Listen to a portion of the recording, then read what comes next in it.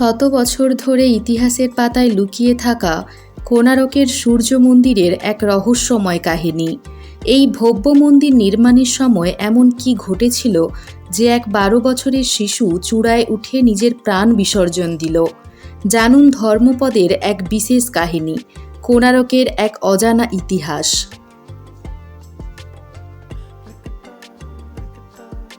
13 শতকে কলিঙ্গ সাম্রাজ্য শাসন করছিলেন এক সাহসী ও দূরদর্শী রাজা, প্রথম লঙ্গুলা নরসিংহদেব। রাজা নরসিংহদেব প্রথম কাকতীয় রাজবংশের শক্তিশালী শাসক গণপতির বিরুদ্ধে এক ভয়ঙ্কর যুদ্ধে জড়িয়ে পড়েন। এই দুই রাজ্যের মধ্যে 3 বছর ধরে রক্তক্ষয়ী যুদ্ধ চলতে থাকে। শেষমেশ কাকতীয় রাজার পরাজয় হয় এবং নরসিংহদেব বিজয়ী হন। বিজয় অর্জন করে তিনি বিপুল ধনসম্পদ ও ঐশ্বর্য নিয়ে রাজ্যে ফিরে আসেন। তার বিজয়োত্তর প্রত্যাবর্তনের পর রাজপ্রাসাদে তার জন্য এক বর্ণাঢ্য অভ্যর্থনার আয়োজন করা হয়। রাজমাতা কস্তুরী দেবী গর্বের সঙ্গে তার পুত্রকে বুকে জড়িয়ে ধরেন। বলেন, পুত্র, তুমি তোমার পিতার মতোই নিজেকে একজন শক্তিশালী যোদ্ধা হিসেবে প্রমাণ করেছ। তোমার পিতা শঙ্খক্ষেত্র পুরীতে ভগবান জগন্নাথের একটি ভব্য মন্দির নির্মাণ করেছিলেন, কিন্তু আমি চাই তুমি আর্কক্ষেত্র কোণারকে তার থেকেও বড় ও আরও বেশি ভব্য একটি সূর্য মন্দির নির্মাণ করো। নরসিংহদেব বলেন, মা, সূর্য মন্দির কেন, আর কোণারকেই বা কেন? দ্বাপর যুগে ভগবান শ্রীকৃষ্ণের পুত্র শাম্ব ছিলেন অত্যন্ত সুন্দর এবং কোমল প্রকৃতির।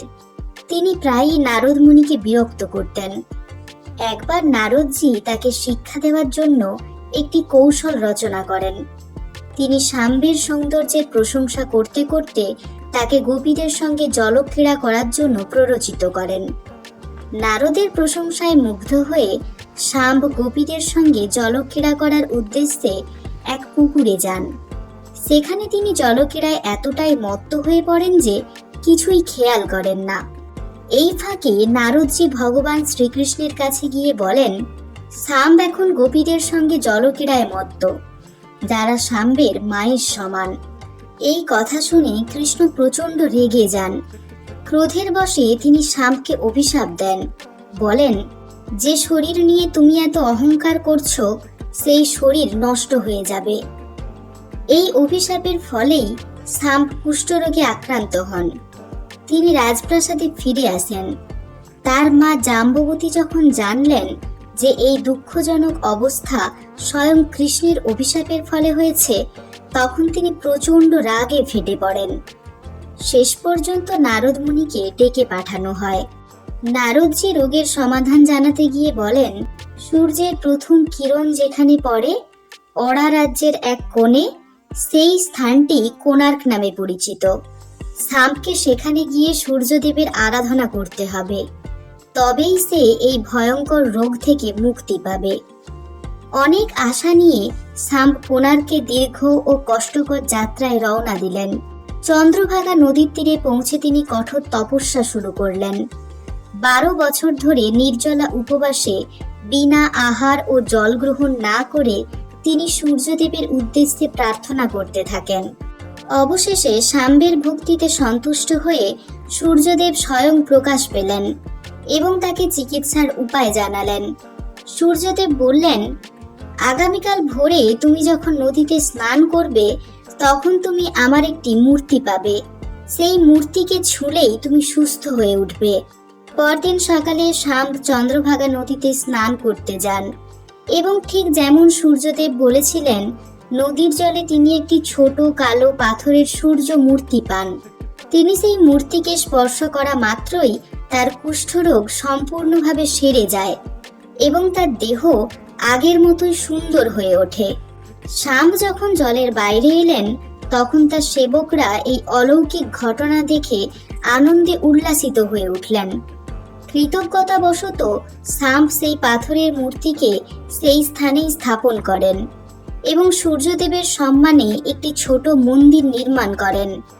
বিয়ের কয়েক বছর পরও যখন আমার সন্তান হয়নি, তখন আমিও সেই সূর্য মন্দিরে পুজো দিয়েছিলাম। আর সেই আশীর্বাদে তুমি আমার পুত্ররূপে জন্ম নিয়েছো। নিজের মায়ের এই কথায় প্রভাবিত হয়ে রাজা সূর্য মন্দির নির্মাণের সিদ্ধান্ত নেন, যা বিশ্বে সর্বশ্রেষ্ঠ ও ভব্য হবে। বিখ্যাত মূর্তিকার সিবাই সামন্তরায় এবং তার সঙ্গে বিশু মহারানাকে মন্দির নির্মাণের দায়িত্ব দেওয়া হয়। তারা সূর্য মন্দিরের একটি অপূর্ব প্রতিরূপ নির্মাণ করে রাজা নরসিংহদেবের সামনে উপস্থাপন করেন।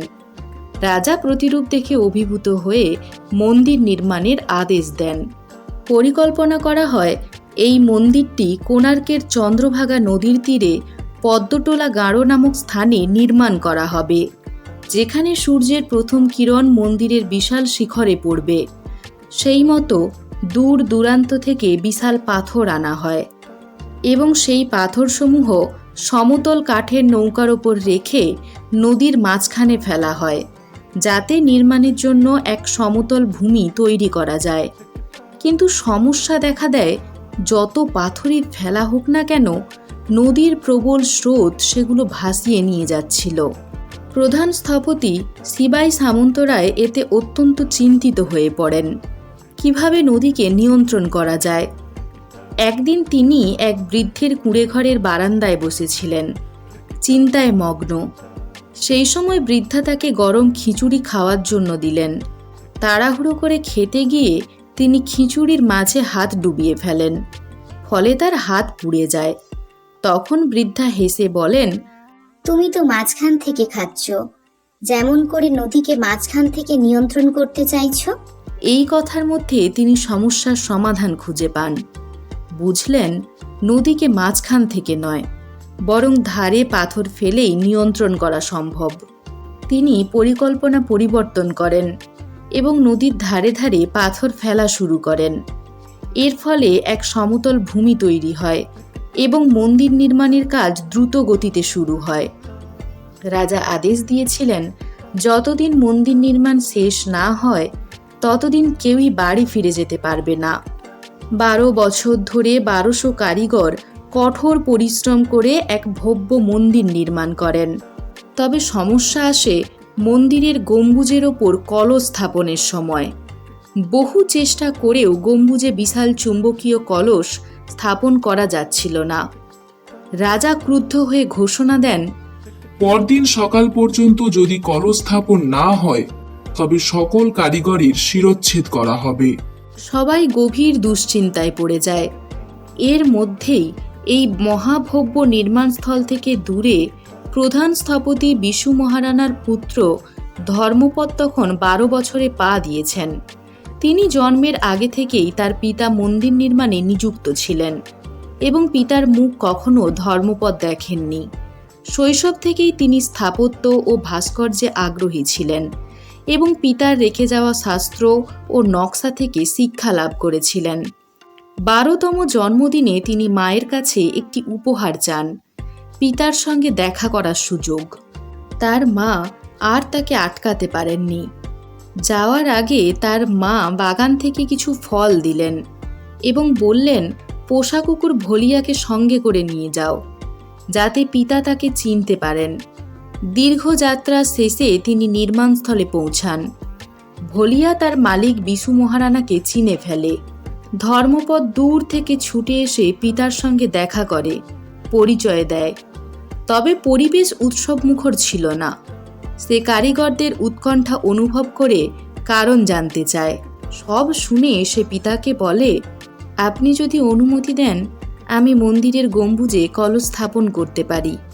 বিশু মহারানা কিছুটা দ্বিধায় থাকলেও তাকে অনুমতি দেন। ধর্মপদ দ্রুত গম্বুজে ওঠেন এবং কাজের একটি গুরুত্বপূর্ণ ত্রুটি চিহ্নিত করেন। পূর্বে অধ্যয়ন করা নকশা ও শাস্ত্রের জ্ঞান ব্যবহার করে তিনি বেশ কয়েকটি গুরুত্বপূর্ণ সমন্বয় করেন। কিছুক্ষণের মধ্যেই কলস সঠিকভাবে স্থাপিত হয়। কলস স্থাপন হতেই এক অলৌকিক ঘটনা ঘটে। গম্বুজের ভেতরে লুকিয়ে থাকা চুম্বকের প্রভাবে সূর্যদেবের বিশাল মূর্তি শূন্যে ভাসতে থাকে। নিচে দাঁড়িয়ে থাকা কারিগররা আনন্দে উল্লসিত হতে থাকে এবং তাদের মন গর্বে ভরে যায়। কিন্তু কিছু কারিগর রাজার ভয়ে বেশ চিন্তিত হয়ে পড়েন। তারা ভয় পান যে যখন রাজা জানতে পারবেন যে কাজ 1200 কারিগর মিলেও করতে পারেননি সেটা এক 12 বছরের ছেলে করে দেখিয়েছে, তখন রাজা নিশ্চয়ই ভাববেন আমরা নিজের কাজ ঠিকমতো করিনি, আর তিনি আমাদের মৃত্যুদণ্ড দেবেন। এই কথা শুনে কিছু লোক যুক্তি দিলেন ধর্মপদকে চিরতরে চুপ করিয়ে দিতে হবে। বিশু মহারানা, যিনি পিতা এবং প্রধান কারিগর ছিলেন, তিনি তার কর্তব্যের মাঝে বিভ্রান্ত ও চিন্তিত ছিলেন। তিনি এই মতের বিরুদ্ধে ছিলেন। পরিবেশে উত্তেজনা বাড়তে লাগল। ধর্মপদ এরকম পরিস্থিতি দেখে বুঝতে পারলেন যে তার সফলতা তার পিতাকে কতটা চিন্তায় ফেলেছে। এই কারণে তিনি একটি হৃদয়স্পর্শী সিদ্ধান্ত নিলেন। চোখে অশ্রু নিয়ে জনতার ভিড়ে থেকে ধীরে ধীরে মন্দিরের শিখরে উঠলেন। কিছুক্ষণ পর তিনি সেই কলসের ওপর দাঁড়ালেন যা তিনি সম্প্রতি স্থাপন করেছিলেন। আকাশের দিকে তাকিয়ে সূর্যের প্রথম কিরণ দেখলেন। মনে হলো সূর্যদেব তার আশীর্বাদ দিচ্ছেন। ধর্মপদ মন্দিরের শিখর থেকে নদীর প্রবল জলে ঝাঁপ দিলেন। এক ছোট ছেলে, যিনি এত বড় মন্দির তৈরি করে অদ্ভুত শিল্প ও স্থাপত্যকে সর্বোচ্চ গৌরব দিলেন, জীবনের জন্য অন্যদের জীবন বাঁচাতে নিজের জীবন উৎসর্গ করলেন। কিছুক্ষণ পরে রাজা নরসিংহদেব মন্দিরের সামনে উপস্থিত হলেন। মন্দিরে জ্বলজ্বল করতে থাকা সূর্য দেবতার ভব্য মূর্তি দেখে তিনি খুব খুশি হলেন এবং সিবাই সামন্তরায়ের প্রশংসা করতে করতে বললেন, মন্দিরের প্রাণ প্রতিষ্ঠা মাঘ মাসের শুক্লা সপ্তমীতে সম্পন্ন হবে। সিবাই সামন্তরায় বললেন, তিথি ভালো রাজামশাই, কিন্তু মন্দিরের প্রাণ প্রতিষ্ঠার জন্য এটি সঠিক সময় নয়। তবুও রাজা নরসিংহদেব জিদ ধরলেন এবং ঠিক সেই তিথিতে প্রাণ প্রতিষ্ঠা করলেন। কিন্তু খুব দ্রুত মন্দিরে কিছু রহস্যময় ঘটনা ঘটতে লাগল। সবচেয়ে আগে মন্দিরের এক বিশাল সিংহের মূর্তি পড়ে গেল। ধীরে ধীরে অনেক পাথর পড়তে শুরু করল।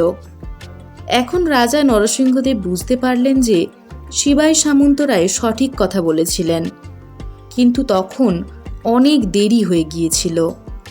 বছর পেরিয়ে এই মন্দির এবং এর আশেপাশের এলাকা গাঢ় জঙ্গল হয়ে গেল। আর এখন আমরা সেই ভব্য মন্দিরের ভগ্নাংশটুকুই দেখতে পাই। Like, comment, share, subscribe. Like, comment, share and subscribe.